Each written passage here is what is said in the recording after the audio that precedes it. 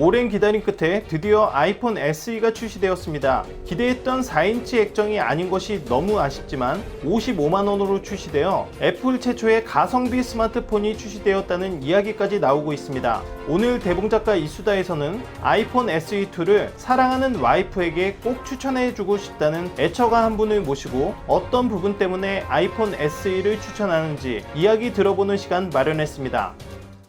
어서 오십시오.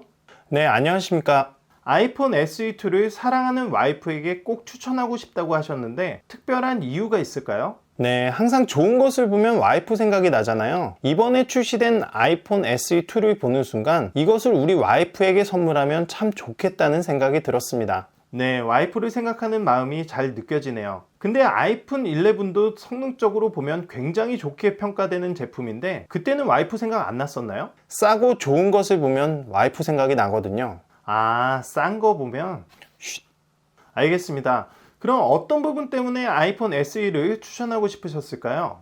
네, 저희 와이프와 비슷한 성향의 분들이라면 아이폰 SE는 좋은 선택이 될 것 같습니다. 첫 번째로 스마트폰을 기변하지 않고 장시간 사용하시는 분들, 두 번째로 스마트폰을 기본 기능 위주로 사용하시는 분들, 세 번째로 사진 찍는 것을 좋아하나 화각이 중요하지 않으신 분들, 네 번째로 스마트폰 디자인이 중요하신 분들, 다섯 번째로 삼성페이를 안 쓰거나 포기할 수 있는 분들. 네, 대충 어떤 성향의 분들을 말씀하시는지 알겠네요. 게임이나 여러 가지 기능들을 하드하게 사용하기보다는 기본 기능 위주로 스마트폰을 오래 사용하시는 분들을 말씀하시는 거죠? 그렇습니다. 저희 와이프 같은 경우는 스마트폰을 최대한 사용할 때까지 사용하고 못 쓰게 될 경우 교체를 하는 편이죠. 시간이 좀 지나 느려지거나 버벅거리더라도 그냥 참고 사용을 해요. 제 생각에는 안드로이드 폰들은 하드웨어로 체제를 뛰어넘는 성능을 내고 iOS는 운영체제 자체에서 성능을 끌어낸다고 생각합니다. 그래서 안드로이드 폰들은 출시 당시에는 최고의 성능으로 나오는데 시간이 많이 지나면 성능이 좀 떨어지기도 하잖아요. 반면 아이폰은 신제품으로 나올 때 아직도 램이 이거밖에 안 되네 욕을 처먹으면서도 몇 년 지난 후에도 성능을 유지하는 경우가 많고요. 어차피 안 바꾸고 장시간 사용할 거라면 더 오래 성능을 유지할 수 있는 아이폰이 낫다고 생각합니다. 게다가 후진 성능의 폰을 가성비가 좋으니 그냥 쓰라는 것이 아니라 CPU가 가장 최근 칩셋인 A13 바이오닉 칩이죠.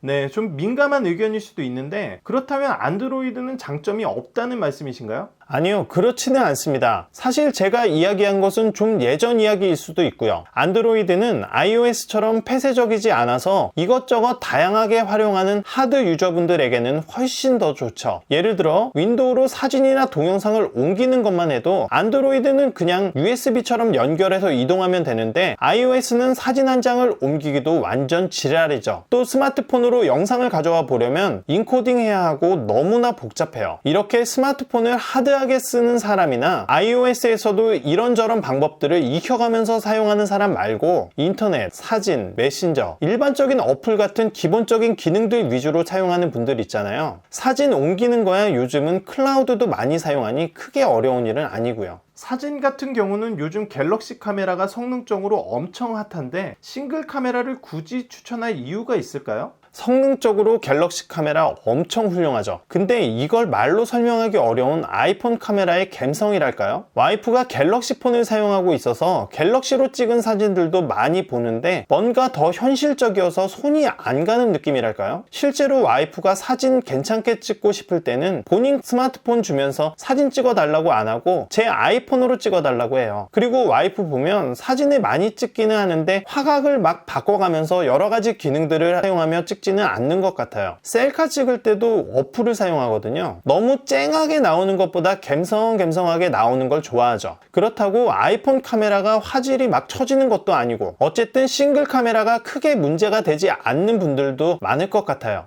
네, 디자인은 아이폰이 워낙 유명하니까요. 아이폰 디자인이 나쁘다는 경우는 잘 없잖아요. 게다가 요즘은 카메라 개수가 많아지면서 뒷판이 점점 지저분해지는 추세인데 딱 깔끔하잖아요. 이번에 나온 SE 컬러들 예쁘지 않나요? 그리고 부수적인 거긴 한데 액세서리도 한몫하는 것 같아요. 핸드폰 케이스나 액세서리가 지저분해지면 기분에 따라 한 번씩 바꾸기도 하잖아요. 근데 아이폰을 제외한 스마트폰들은 2년 지나면 액세서리 구하기조차 어려워지는 것 같아요. 이것은 와이프가 갤럭시만 계속 써와서 잘 알아요. 지금 사용하는 갤럭시 10E도 얼마 전에 케이스 교체하려고 매장에 들어갔는데 종류도 거의 없고 시간 좀 더 지나면 아예 보기도 어려울 것 같더라고요. 삼성페이는 익숙한 분들에게는 정말 버리기 힘든 옵션 같은데요. 맞습니다. 저도 아이폰으로 넘어오고 제일 아쉬웠던 게 삼성페이였던 것 같아요. 근데 또 사용 안 하시는 분들도 계시더라고요. 저희 와이프가 그렇고요. 또 추천할 만한 부분이 있을까요? 홈 버튼이나 지문 인식도 요즘같이 마스크 쓰고 다녀야 하는 시대에 참 알맞게 나온 것 같아요. 그리고 요즘 스마트폰들보다 살짝 가벼운 무게도 아이폰 SE2를 쾌적하게 사용할 수 있는 하나의 이유 같습니다.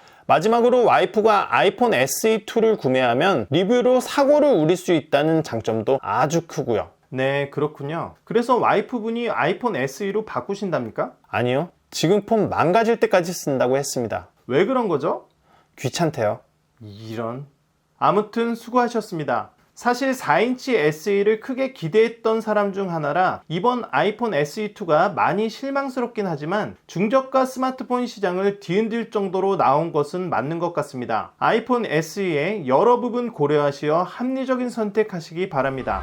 오늘의 이야기는 여기까지입니다. 지금까지 봐주신 분들은 구독과 좋아요를 눌러주실 것을 믿으며 이만 마치겠습니다. 지금까지 대봉작가였습니다.